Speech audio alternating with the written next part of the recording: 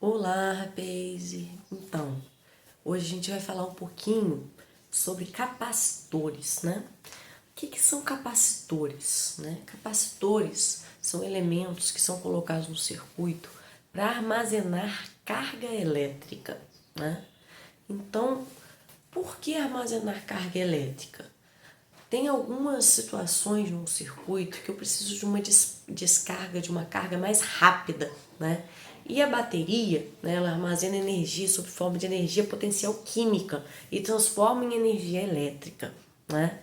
E às vezes não consegue dar aquela descarga tão rápida quanto necessário, por exemplo, para um flash de uma máquina, né? Ou para o movimento, às vezes, iniciar o movimento de um ventilador, né? Então, o capacitor, né, ele tem essa função que ele, durante um tempo, né, ele se carrega, né, com a energia, né, com a carga que vem da bateria, e ele consegue descarregar essa carga, disparar essa carga de uma forma mais intensa, né? Então, um exemplo do flash, né? Durante um tempo eu carrego o capacitor, então eu disparo essa energia na hora do flash, né, que é uma carga muito rápida, a bateria não consegue fornecer. E às vezes para tirar uma segunda foto com flash eu levo um tempinho. E é o tempo exatamente da bateria carregar o capacitor para o capacitor poder disparar aquela energia, né? Então o capacitor serve para armazenar carga elétrica dentro de um circuito e fornecer quando ela for necessária, né, de uma forma mais rápida do que a bateria. Então, entendendo um pouquinho o que é o capacitor, a gente vai ver agora, de uma maneira bem simples, os processos de carga e descarga do capacitor, né? Então vamos lá. Vamos primeiro ver o processo em que o carregador, né, está sendo carregado, né? Então aqui o capacitor vai estar carregando. Então vamos desenhar no circuito, né? A gente tem aqui a bateria, né, que a gente já viu. A gente representa um traço grande, polo positivo, um traço pequeno, polo negativo, né? E eu vou ligar essa bateria no capacitor.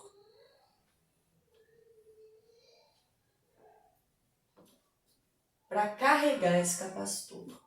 Então, como que eu represento o capacitor? Diferentemente da bateria, né, que é um traço grande e um traço pequeno, o capacitor são dois traços, né, grandes, não precisa ser muito enorme, né, mas eles são paralelos e do mesmo tamanho, né?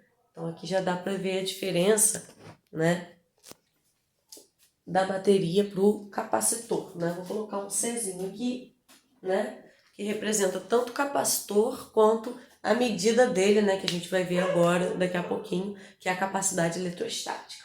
Então, como que eu carrego um capacitor, né? Então, aqui eu tenho o polo negativo da bateria e aqui, inicialmente, o capacitor está neutro, né? Ele está sem carga. O que vai acontecer? Os elétrons, né, por uma diferença de potencial, eles vão sair do negativo para o neutro. E aqui a gente não está falando de corrente, a gente vai falar mais de movimento de elétrons, a gente vai falar mais de carga, né? Com capacitor a gente trabalha mais com carga do que com corrente. Então, os elétrons vão sair do polo negativo da bateria rumo ao capacitor e vão carregar essa primeira placa, né? Os elétrons pulam e vão para o outro lado do capacitor? Não, né? Senão até ia fechar um curto-circuito, né? Porque aqui não tem resistência, né? É só um capacitor. Os elétrons não pulam para o outro lado, porque entre essas placas do capacitor tem um material isolante, né? Que a gente chama de dielétrico, né? Então não preciso ficar desenhando toda hora esse isolante, esse dielétrico aqui dentro, né? Só desenhei para vocês saberem da existência dele, mas eu não preciso representar isso dentro de um circuito. E esse material isolante, esse dielétrico, pode ser o próprio vácuo, pode ser o ar, né? Assim como pode ser outros materiais isolantes. Então o que importa aqui é que o elétron não pula para o outro lado, certo? E aí, como é que fica o resto do circuito? Ele não pula, mas, né, vamos pensar na outra placa do capacitor. ela inicialmente está neutra, né? Então, botei aqui a carga positiva e a carga negativa. O que acontece? Embora esses elétrons eles não vão para lá, eles promovem o que a gente chama de indução eletrostática, né? Que a gente falou lá no início, quando a gente estava falando de eletrização. Ou seja, esses elétrons aqui, eles repelem os elétrons que estão na outra placa. Ao mesmo tempo que esses elétrons também são atraídos pela placa positiva, né? Então, esses elétrons eles vão sair daqui, né? E vão rumar, né? Caminhar, né? Vou fazer com a setinha, fica melhor. Vão caminhar para a placa positiva e fechar o circuito, né? Então, não é o elétron que sai da placa do polo negativo da bateria que chega no positivo, né? O elétron que sai do negativo, ele carrega essa placa. Por indução, ele repele esses elétrons. Então, a segunda placa ela fica positiva. E aí, esses elétrons que saem da segunda placa, né, vão para a bateria. Quando que esse processo de carga ele encerra? Quando que eu posso dizer que meu capacitor está carregado? Quando a DDP do capacitor for igual ao da bateria, né? Porque se o potencial, por exemplo, do polo negativo da bateria for igual da placa negativa do capacitor, não vai ter sentido mais o elétron vir no movimento coordenado, né, daqui para cá, né? Eles só vão ter movimentos aleatórios. E se essa placa positiva também tiver o mesmo potencial da placa positiva da bateria, também não vai ter porque o elétron sai daqui para lá, né? Então, quando a DDP do capacitor se iguala à da bateria, significa que ele está completamente carregado, né? Beleza. Carreguei o meu capacitor. O que eu posso fazer? Eu posso conectar esse capacitor dentro do próprio circuito, né? A alguém que vai receber, né? Que precisa receber essa carga, né? Por exemplo, um receptor, né? Ou um resistor, né? Que a gente tem trabalhado com um resistor que é um pouco mais simples. Então, e aí ele vai descarregar, né? Essa carga que ele foi recebendo no resistor ou no receptor, né?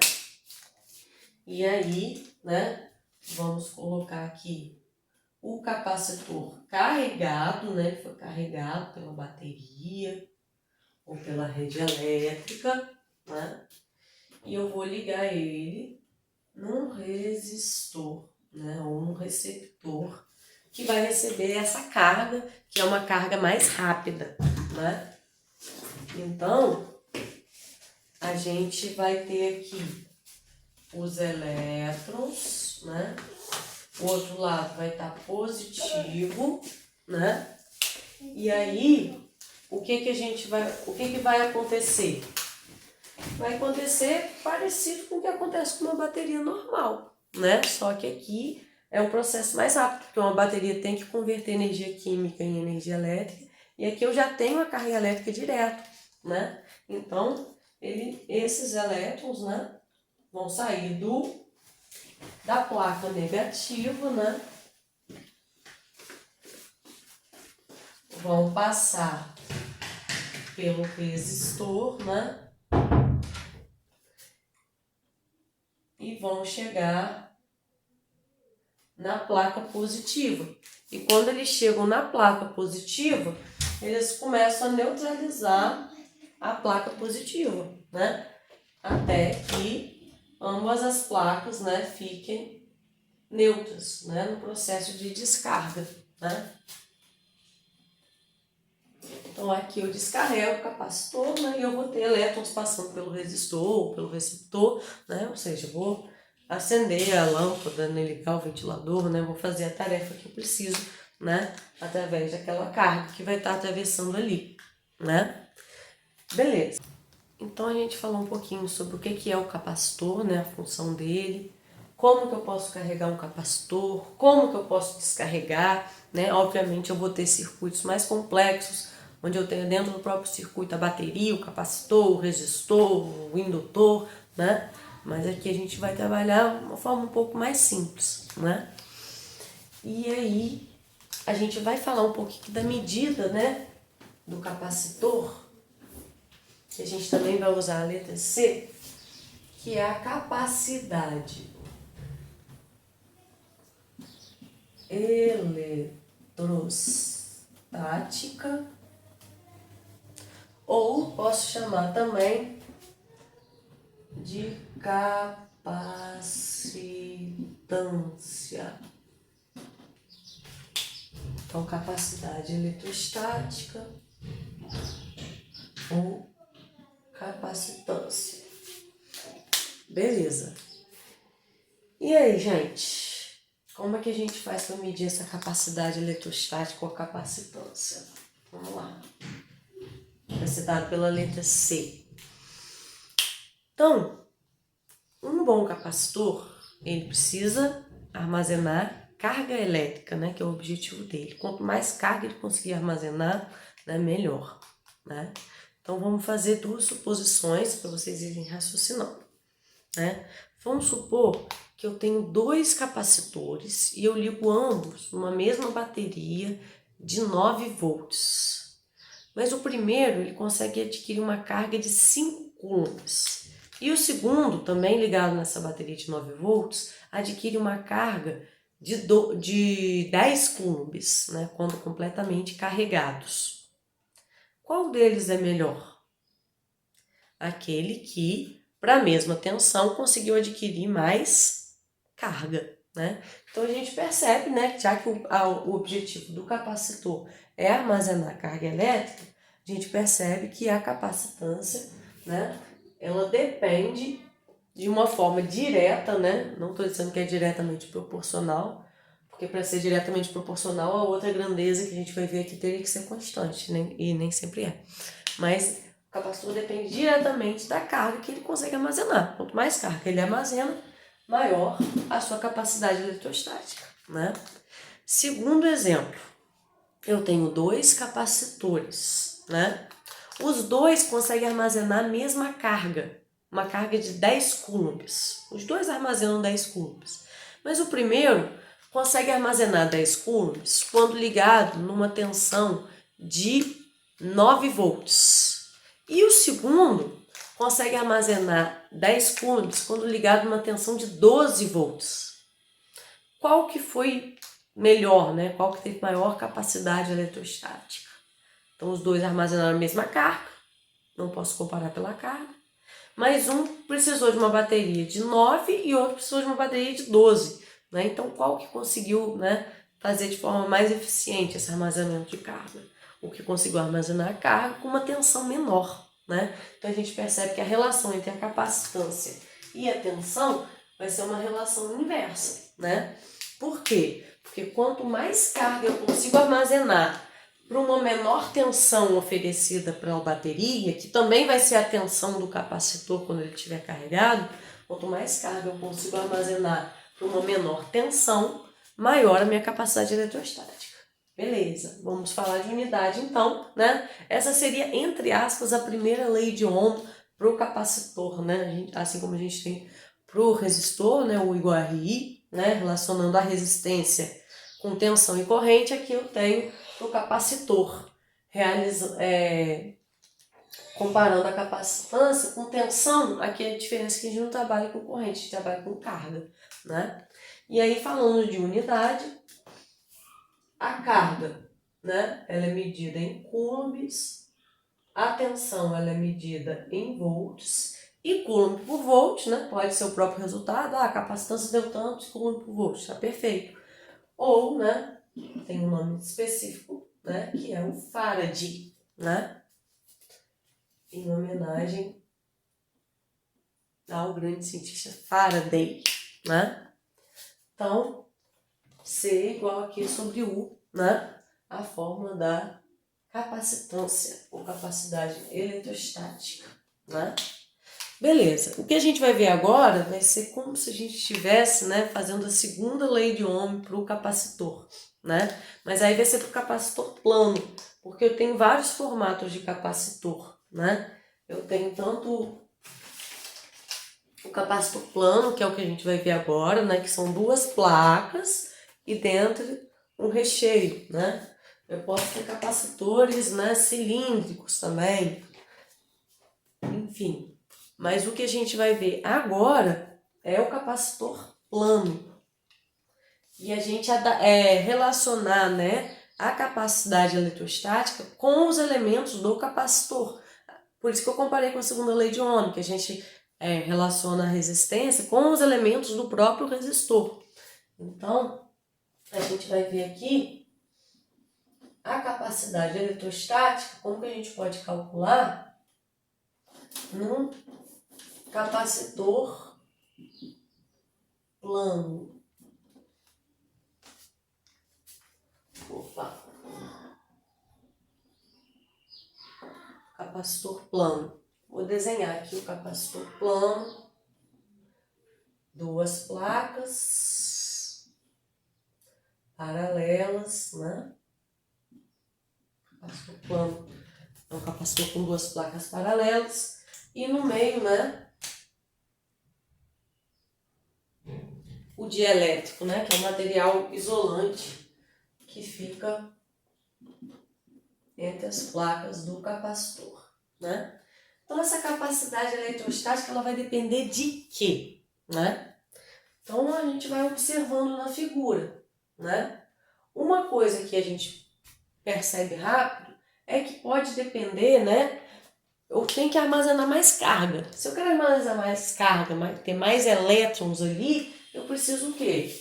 Ampliar a área, né? Então, a capacitância, ela vai depender diretamente, né, da área. Quanto maior a área, mais carga eu consigo armazenar. Outra coisa vou até tirar essa setinha do dielétrico aqui, para não embolar, tá? Vou botar assim, tá? Outra coisa que vai depender vai ser dessa distância aqui entre as placas, né? Eu vou pegar dois papéis aqui para a gente ver o que influencia a distância entre as placas. Lembra da indução? Que essa placa aqui, os elétrons que carregarem essa placa aqui, vão ter que empurrar os elétrons que estão na outra placa para o outro lado? Como que esse processo ele é facilitado? Quando as placas estão mais próximas ou mais separadas? É muito mais fácil que os elétrons dessa placa repilam, né? Repilam, deve existir isso.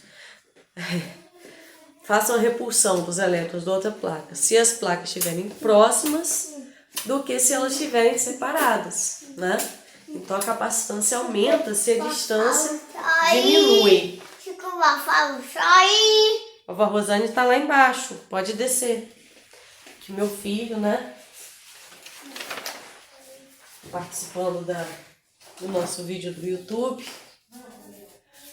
Então, se essa distância aqui entre as placas diminui, né? Fica mais fácil esse processo de indução e a capacidade eletrostática aumenta, né? Então, uma relação inversa. E assim como a gente tem também na segunda lei de Ohm, né? A gente tem também uma constante, né? E essa constante é a permissividade, é feita por essa letra epsilon, permissividade elétrica do dielétrico. Então, a capacidade eletrostática não depende do material das placas em si, mas desse dielétrico aqui dentro, que ao mesmo tempo que ele não vai deixar o elétron ir para o outro lado, ele também tem que permitir o fenômeno da indução eletrostática, né? Que é um de um lado repelir o que está lá do outro lado. Né? Então, aí eu vou ter a permissividade elétrica do dielétrico, né? Que vai ser constante, cada material vai ter um, vocês não podem decorar, né? Não precisam decorar, na verdade. E vou colocar aqui para vocês a do vácuo, né? Só para vocês conhecerem, mas vocês também não precisam decorar a do vácuo, que é 8,85 vezes 10 a menos 12 farad por metro. Então, gente, essa foi a primeira etapa da aula. Falei do capacitor, falei da capacidade eletrostática, né? Falei do capacitor plano, né? Que seriam equivalentes, né? A primeira lei de Ohm e a segunda lei de Ohm para o capacitor, né? E aí a gente na próxima aula, né? No próximo vídeo, né? Eu vou falar sobre capacitância, associação de capacitores, né? Em série e em paralelo. Falou? Valeu, galera!